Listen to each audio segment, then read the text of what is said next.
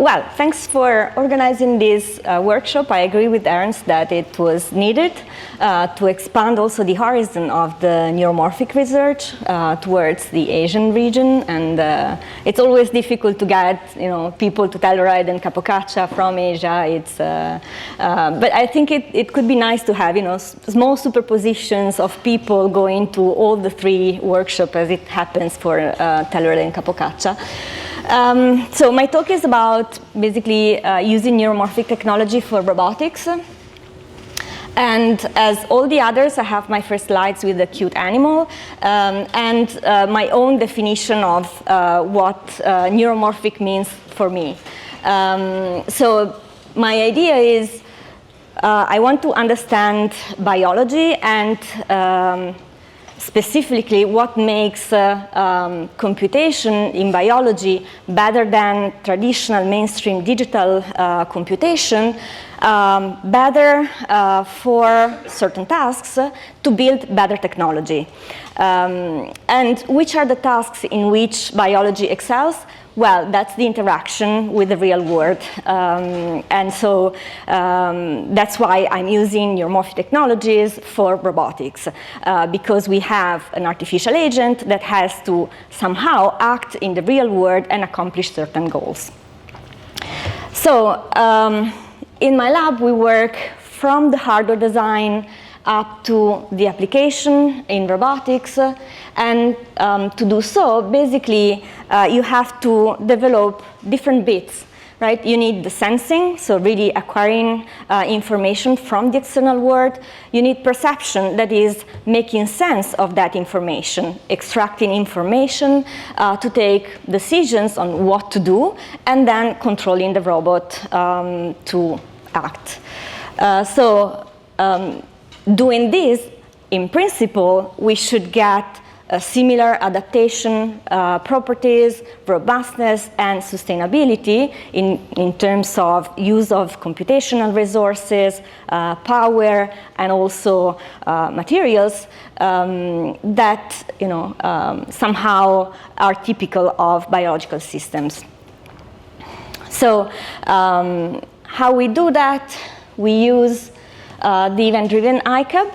ICAB is a humanoid robot, as you can see, and the work we have been doing in these years was to start integrating neuromorphic sensors on the ICAB. We started with vision, integrating first the DVS and then the ATIS sensors together with the traditional frame-based sensors on the ICAB. We started working on touch sensing and some auditory as well. That basically was integrating existing auditory, neuromorphic auditory sensors on the ICAB. And of course, we had to work on computation because we have all these events from different sensors. How do we compute with that? That's the big question. There are very different ways to do so. And as platforms, we use FPGAs. That's mostly for collecting events from sensors. And neuromorphic platforms. Here you have the picture of Spinnaker 1, but we also have been working with Loihi, and we started with Dynaps, as you will see later. But we also use traditional software on CPUs and GPUs. So let's start with sensing. With sensing, as you saw in the ICAB, we integrated existing vision sensors, but we started developing neuromorphic tactile sensors. Why? Why do we need touch at all on robots? Well, the most intuitive thing is you need touch for manipulation. If you want to grasp an object and manipulate it, if you do it without touch, you need to use vision. It becomes very complex, very heavy computationally. You might have occlusions. And definitely, you have seen probably these videos where if you disable tactile sensing in humans, for example, putting hands in eyes, then it's very difficult to accomplish a task like lighting a match. But you also want to use touch sensing for safety and physical human-robot interaction. The robot needs to know if it hits something, and Ernst's example before about the sensors on the hand. If you move, you're clumsy, you hit an obstacle, you can sense it, so you don't hurt yourself, you don't die, but also you don't hurt, you don't destroy anything, and you cannot hurt another human. And also in physical human or robot interaction, if the robot is trying to balancing or trying to stand up and you push it, it has to know that you have pushed it, right? So to counteract these forces that have been applied. And then there are also people doing emotional human-robot interaction where the robot recognizes if the person is hugging, patting, or hitting the robot for more psychological sides of human-robot interaction. What you can observe here is that, first of all, the robot is covered with tactile sensors. They are in the fingertips, in the palm, but also where you see the colored fabric, hidden there are tactile sensors. There are even in the soles, in the foot for balancing, and there are 4,000 sensors distributed around the robot. And they are sampled every 10 milliseconds, and every time they are sampled, you send 16 bits per taxel. So it's a huge amount of data that you're sending around the robot, but what you can see is that the touch is really localized in space and time. In this application, probably I would say about 10 tactile sensors are active for a very short amount of time. Here, even less. So touch is much more than vision, very localized in space and time. So simply from an engineering point of view, you are decreasing a lot the data that you're sending around the robot and that you have to use for computation. So it makes sense to have an event-driven readout of these sensors. So this is kind of a cartoon of what we want. We want a tactile sensor. In this case, this is a transistor with the piezoelectric material here, but it doesn't matter. It could be any physical transducer that transduces a force into an electric signal. Then we want to have neurons that generate events that are correlated to the force that you have applied. So there are two main ways to do so. One is what we call soft neuromorphic touch. This sensor is whatever off-the-shelf sensor for touch you have. It could be a capacitive sensor, resistive, magnetic, whatever, optical. It's clocked. You read out every 10 milliseconds the value of your taxel. This is a single sensing element. And then what you can do in software, you generate events. In software or on FPGA, you have a neural model.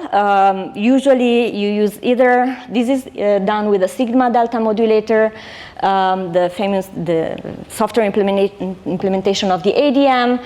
You generate spikes, right? These are the on events. You have more if the slope is high. You have less when you have a flat slope, and you have the off events when the pressure. Yes? Is there any reason why you need a sigma delta modulator there? It's one possible type of computation. You can have, most of the people are using the Izikevich neural model to model the fast adaptive. So these models, the fast adaptive type of receptors, if you use the Izikevich, you can feed it with the signal, and then the encoding would be the slow adaptive, because the firing rate would be proportional to the pressure, the absolute value of the pressure. If you make a derivative of this signal and feed it to the Izikevich neuron, then you obtain the rapidly adaptive, because it only fires when there's a change in pressure. So this is one possible encoding. Welcome. So why is this useful? Because then you can play with the small spiky neural networks to make sense of what you get from existing sensors, because integrating tactile sensors on robots or on prosthetic devices or artificial devices, it's a pain. It's a lot of engineering. So if you get, for example, on the iCub, we have capacitive sensors that are clock-based, whatever, they are there, they have been integrated, we're going to use those, but we can still study the spike neural network processing and neuromorphic systems to make sense of this data. At the same time, what I really prefer is the work that we did on trying to implement this on the sensor directly. So trying to integrate on silicon, implement on silicon the spike encoding of the analog signal that comes directly from the transducer without this clock-based sampling in between. So here we have an example of what we did on the iCub. These are the hands of the iCub put in this way with the fingertips. And we implemented the sigma delta modulator on FPGA, very local. The board is here in the hand, and you can see, I don't know if you can see the spikes. Basically, here you have a raster plot. Over time, the number of the ID of the neurons that are firing, and they are clustered for fingertips. So this is the thumb. Here you have the finger, and so on.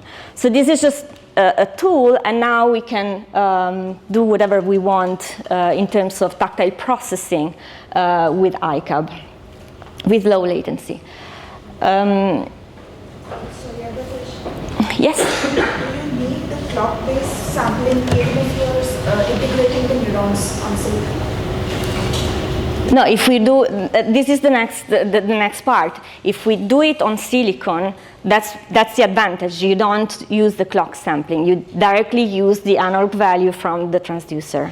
And that's actually what we have been doing here, also with Elisabetta, that some of you know from Capocaccia and Telluride, and Maurizio Valle. We wanted to design the silicon circuit that directly generates the events from the analog value of the transducer.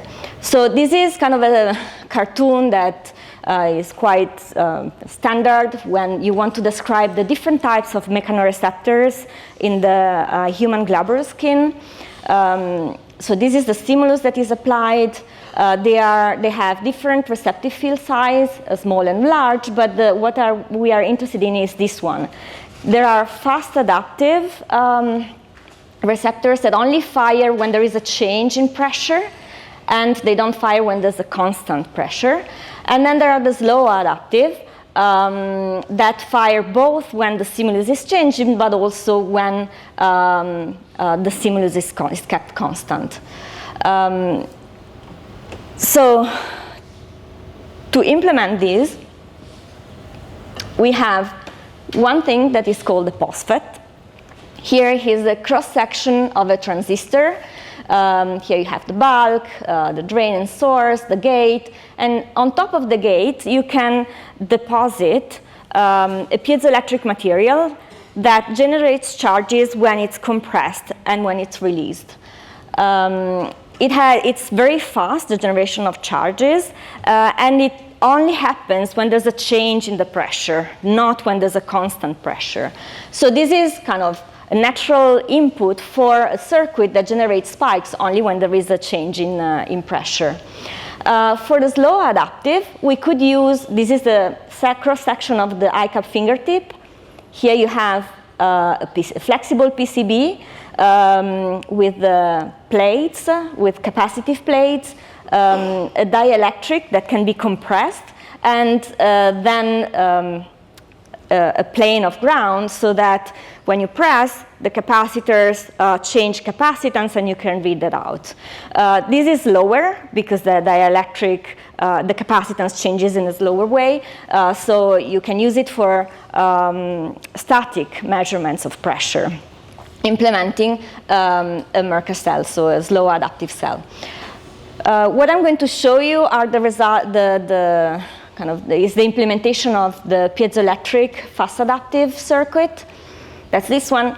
This is the layout to produce the taxel. It has been designed, produced in XFAB 180 nanometers.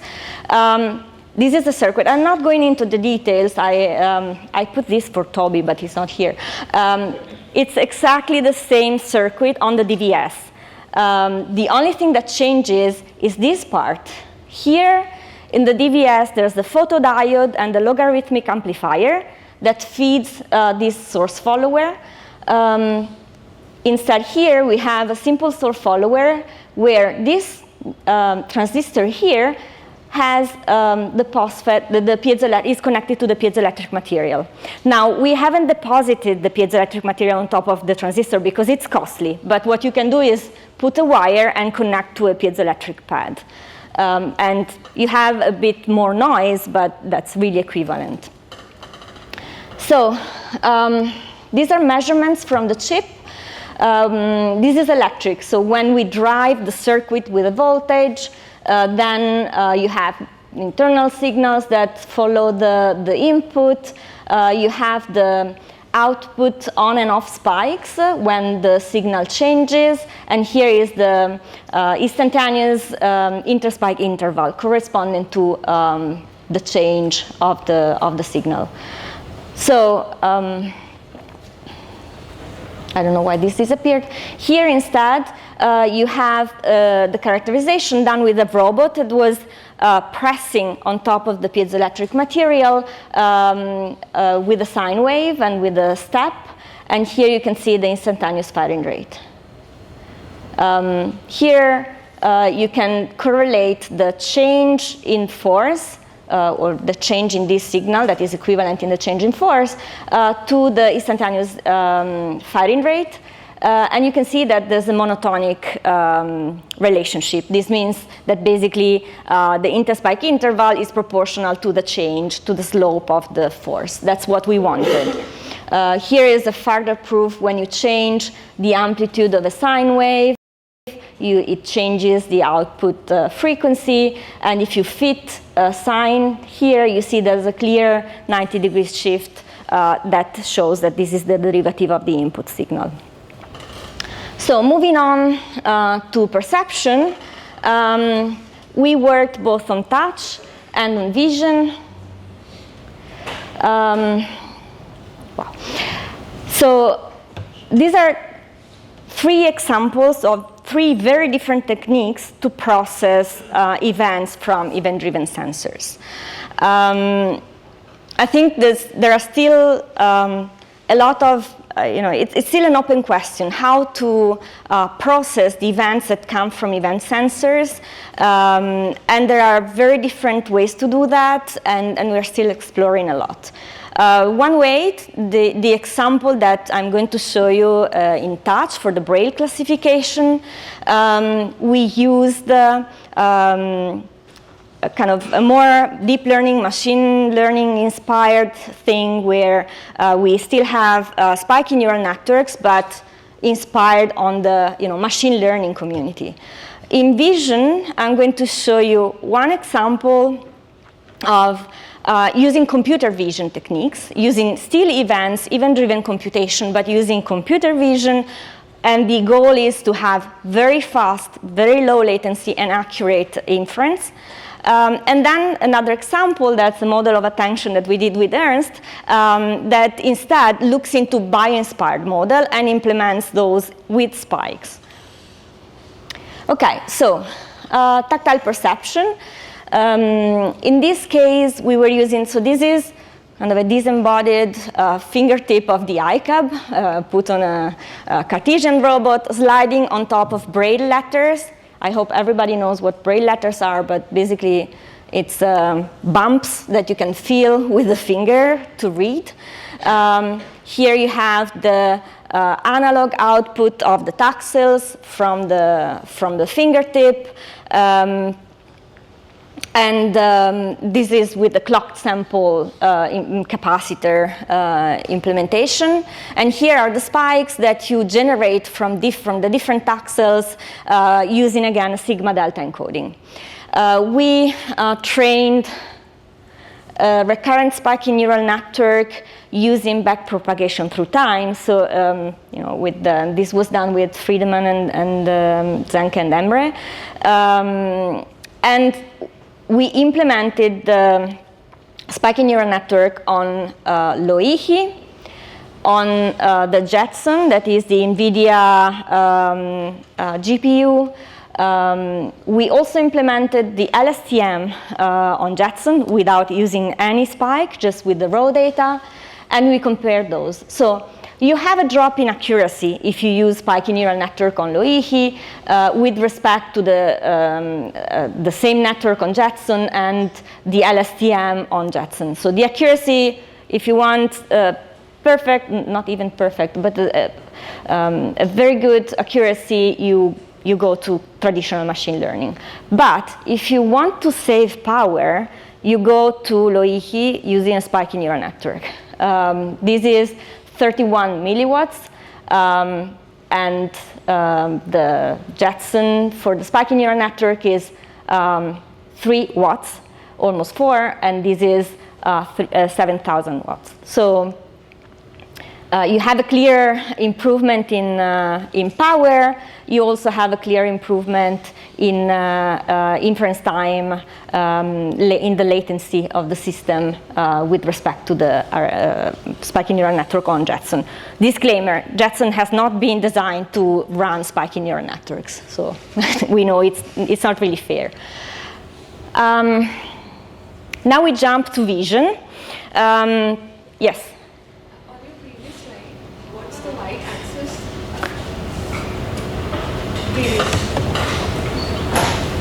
What are these 256 numbers on the y-axis? This axis is time. No, the y-axis. The y. This is the raw number that comes out from the tactile sensor. So,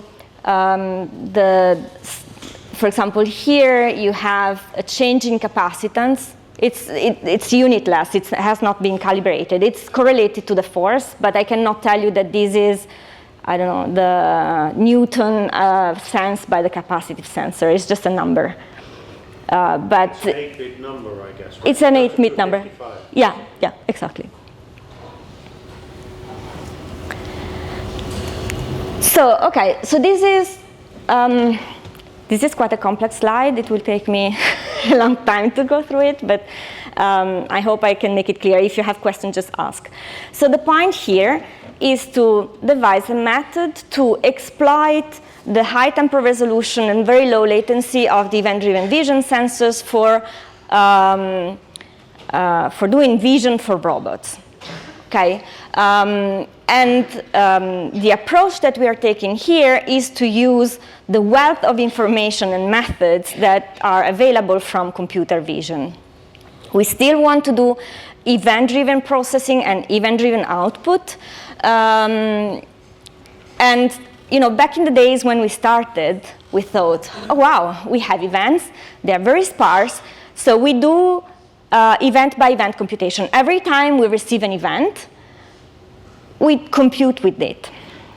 So since one event doesn't carry information, basically what carries information is the spatiotemporal volume of events around the one that has been produced, you need anyways a data representation to run your algorithm. And so usually for each event that you get, so this is a spatiotemporal representation of the events from a data set. This is X and Y, this is time. Every time you get an event, you take a small neighborhood in space and time. You can do it with very different ways. And then you run your algorithm. In this case, the example is I want to detect if the event that I'm getting is part of a corner or not. This is because a corner in computer vision and in general is a very informative element, because you can compute the true motion and because you can extract relevant information. It's a very salient feature, actually. So the algorithm to decide if this is a corner or not is called Harry's corner detection, you have to basically run a small kernel, a convolution with a small kernel, compute the eigenvalues of the matrix, and put a threshold and decide, is this a corner or not? If it is, then you can output an event that says, oh, this is a corner event at XY location. So you get a more informative event out of the system. What's the problem of this?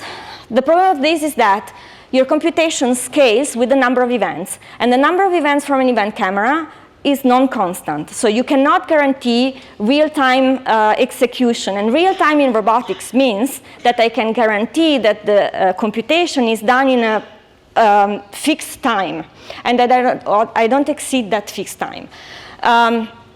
The time of computation scales with the number of events. So if you were working back in the time with the DVS 128 by 128, and the camera was fixed, cool, you could go real time. If you start moving the camera, and if you start using high resolution cameras like the Gen 4 that Andre was showing yesterday, there's no way that you go real time. You don't really have, you have sparser information than the gigahertz frame-based camera, but you have a lot of data to process. So one way to solve this was, let's make this simpler. But you still scale with the number of events, and you pay in terms of accuracy. And so these were the papers facing this issue. So we need to find a different data representation. We don't want to recreate a frame from events. That would be kind of stupid. But what we want is a data representation that has a fixed size. So a matrix where you can run your algorithm, and the matrix has always the same dimension. But we also want this matrix to be informative enough and not suffer from some drawbacks of the, let's say, most common ways to generate these matrices. The most common ways are in this representation, you get an event and you update this matrix. But then this event, after a while, is kind of represents past information. So how do you cancel out events? You can cancel them out with the temporal window. So after a certain time, you just decrease the value. You can do it with very different temporal profiles, but you still have to fix this temporal window. Or you can keep the total number of events fixed. Both these representations have problem in that if you change the clutter in the scene, or if you change the motion, if you start moving the camera and you have different speed from different objects, then you get motion blur and you get information that is not good for accuracy. So here we devise a different method that is, and the other thing is they are not bound. The values of these metrics are not bound between 0 and 255. That's what computer vision algorithms take for granted. So what we do here is, whenever we get an event, we update the value of the pixel of the element in the matrix to the maximum, 255. And then when you get a new event there, you keep updating that, always to 255, but you decrease the neighborhood, and you start kind of wiping out the neighborhood of the pixel. So if you have an edge traveling, you basically have 255 moving and canceling out the previous events. If the edge stops, then you still keep that information. You don't remove it unless something new moves to cancel the past information. So you get also for free persistence. And this is a representation that kind of is more independent on the motion of the camera and of the objects. Yes? Maybe I misunderstood it, but doesn't that create problems where if an edge stops for a long time, then you have asynchronous things represented at the same time. But this edge is still there a second later, but something else is happening somewhere, and it seems very unnatural in vision to have that. Yeah, I give you an example.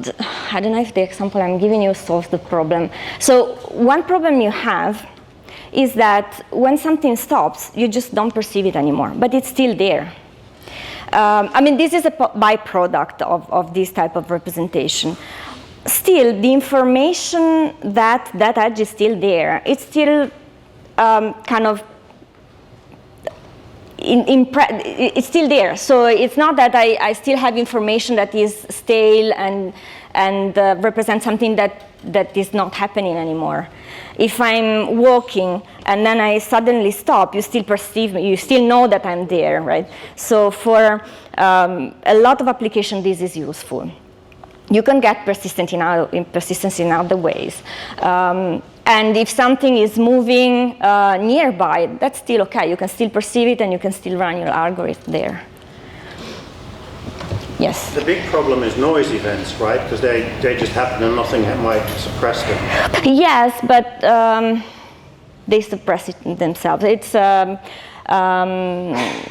there's random noise, so when you get one in one pixel, it wipes out the others. So it's yeah, but on the camera there are often hot pixels and fixed pattern noise, right? So it's the same that's true. pixels That's true.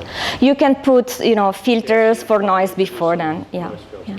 But actually, I mean, for the things we are doing, it's not a problem. We are not using the salt and pepper filter anymore, or even the refractory period filter anymore. So the nice thing here is that basically you have, that's what I didn't tell you, and maybe it's easier to understand it here. Here you have the event stream. You update this event by event, but the computation is very small. Then you have an algorithm that runs as fast as possible on the most recent representation, and then that updates another matrix that you can read out asynchronously. So it's still, the front end are still asynchronous. The algorithm goes as fast as possible. If this is slow, you remove, you decrease the accuracy of your system, but you don't slow down the system. And the part that depends on the events for the latency is only this one, and that's very light. So what you see here in this movie, if I can go faster,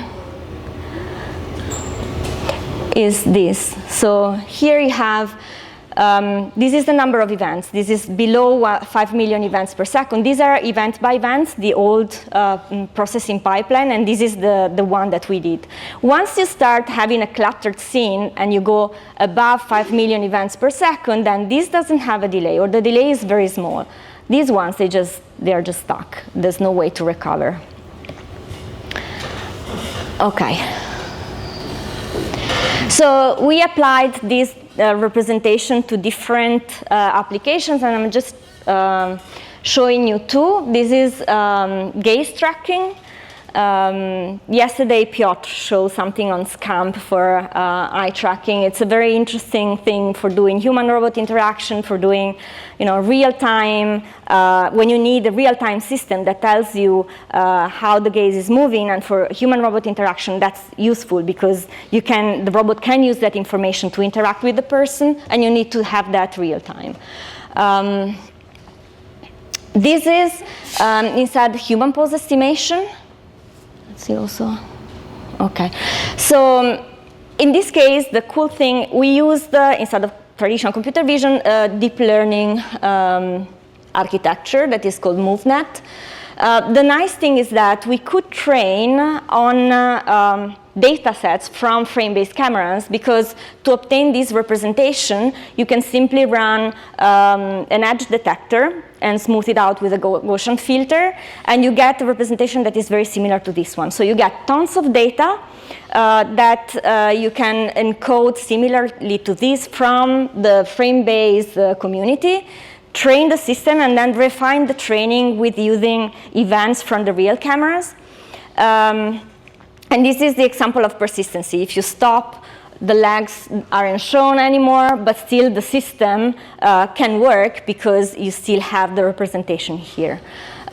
Here, we kind of added a feature that is the human pose estimation network runs in frame base. It's clocked, okay, and it runs every 30 milliseconds. Because once you have this representation and you run a traditional model, that's how it is. So the problem is that while you're moving, it takes time to do the inference, and so there is an error that you get because of the latency of the system. What you want to do is to use the information about the movement of the person to account for that latency and improve the accuracy of the system in between frames. And this is what we did. We used the simple optical flow computation only on the joints of the person. So the system would tell you where the joints are. You take a small neighborhood of events over those joints, compute the motion, and correct for the latency. And so you can go at 100 hertz easily with very high accuracy if you use this method. This is what Ernst was talking about. This is a very different way to do perception with event-driven sensors. So I was working during my PhD also on attention, and I think it's really a cool thing.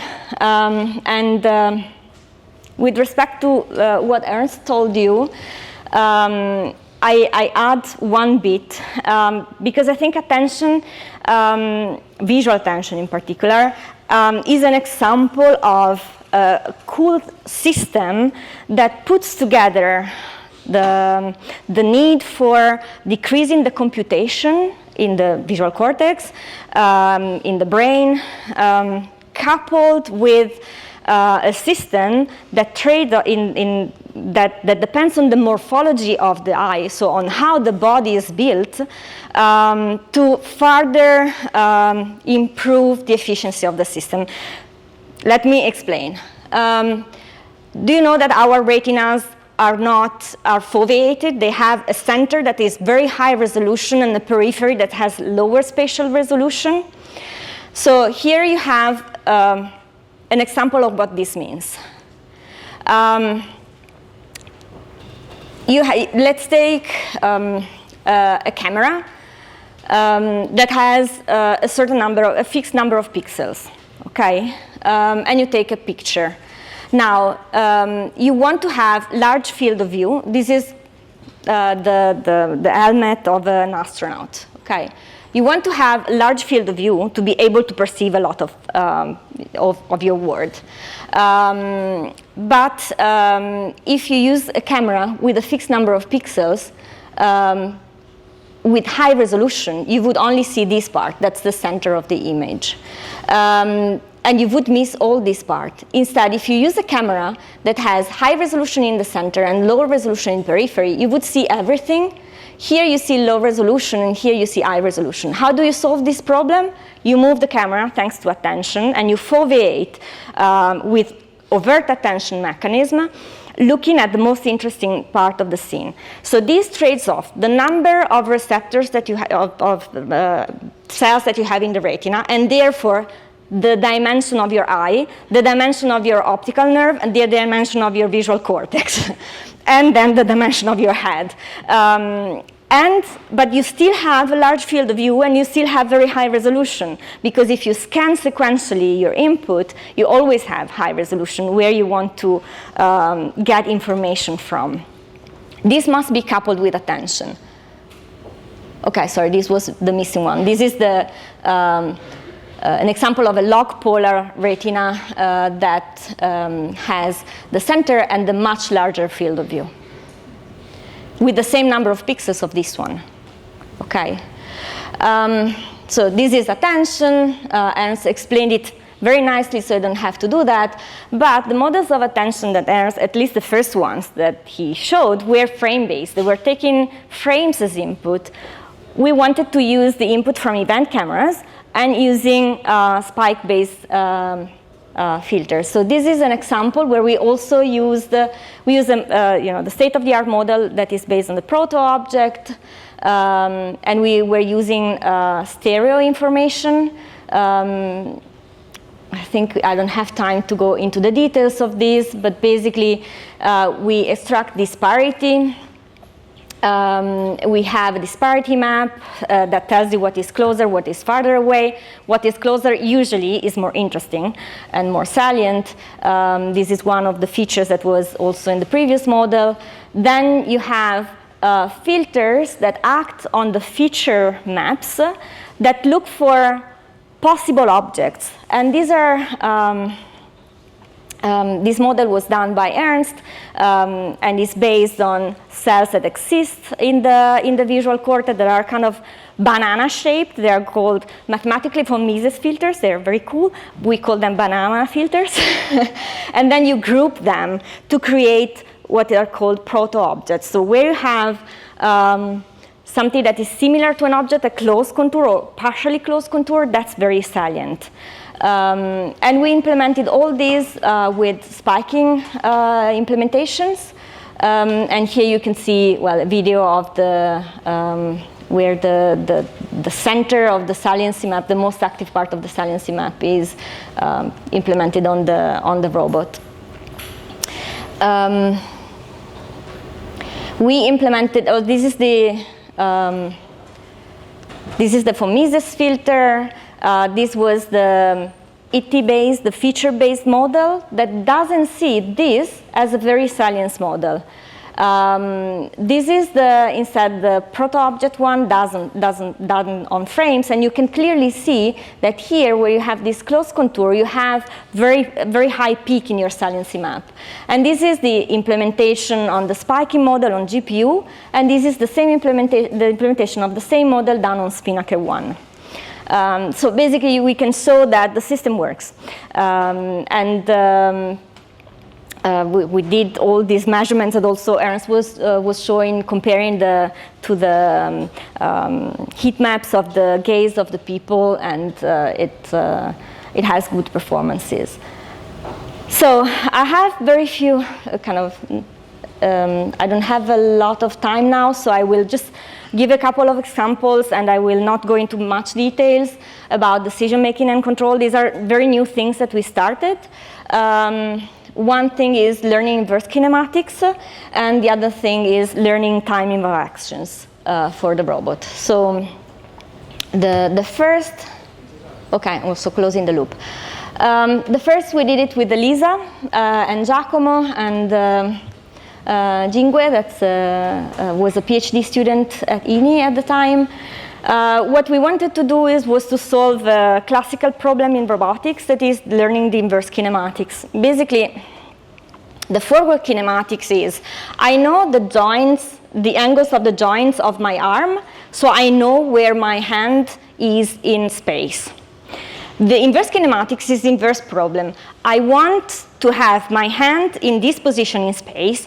Which are the angles of the joints that I have to put in to send to the motors to actuate the arm and get my hand exactly there? That's an inverse problem. You need to invert the matrix, and usually it's solved with optimization mechanisms. We wanted to implement that with a spiky neural network on the ICAB robot. So here what you can see is that on the ICAP, everything is traditional, clock-based. We have to transfer information that is non-spiking into the spiking domain, and then we send everything to a spiky neural network implemented on Dynaps. Without many details, what I want to tell you here is that this was implemented on Dynaps. We have the encoding of the x and y position of the end effector that goes to a hidden layer that is spiking. And then here, the hidden layer instead represents the joints, the corresponding joint positions. And we were exploring the space and learning, strengthening the weights here between these two matrices with triplet STDP. That, where you have a certain position of your hand and the corresponding joints. And then this is during training. During inference, simply you activate the X and Y, that is the target desired position of your end effector, and then the module tells you which is the correspondent joint configuration. This is the results. What you have to look at is here. So we have the X and Y position of the end effector over time. The blue is the desired, it's our input. We want to go there. The green is the position obtained when you move the robot following the joints given by the spiky neural network, and instead the orange one is the one that was implemented on the robot with IPOP, that is a library that solves the problem of the inverse kinematics. And you can see that the system works. Actually, it's more accurate than IPOP, and it's also faster. Here, there's a trade-off that is given by the weights of the synapses between the two hidden layers. If the weight is very high, then you converge faster.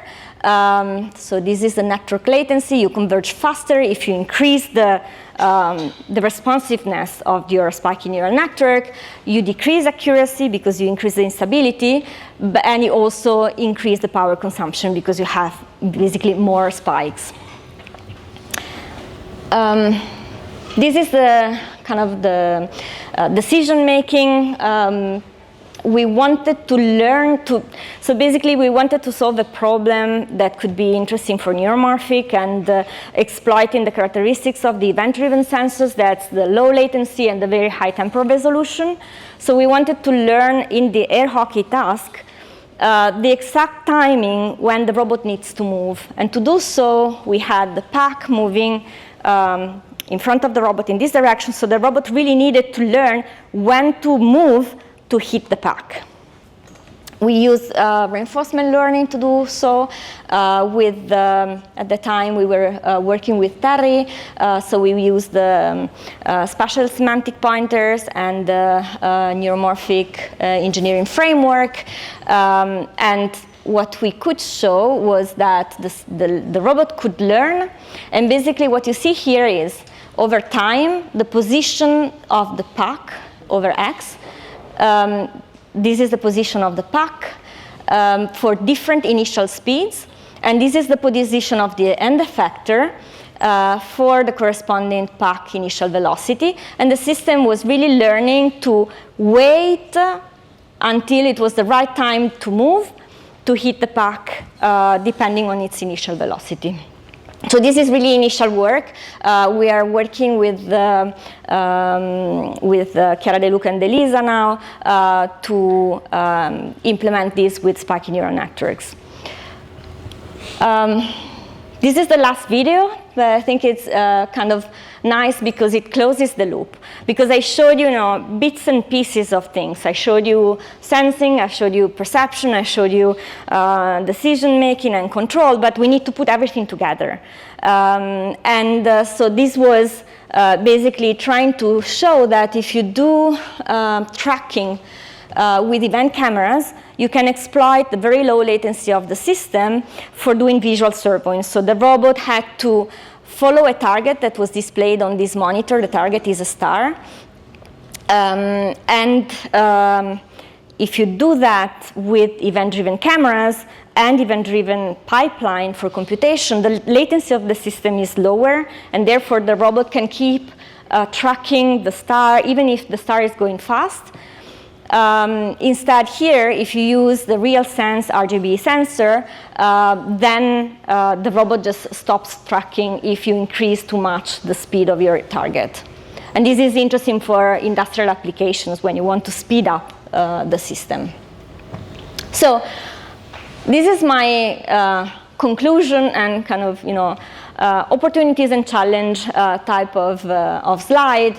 Going back to the previous slide, to the initial one, right? I said I want to work on applications that are the applications that usually the brain is used for.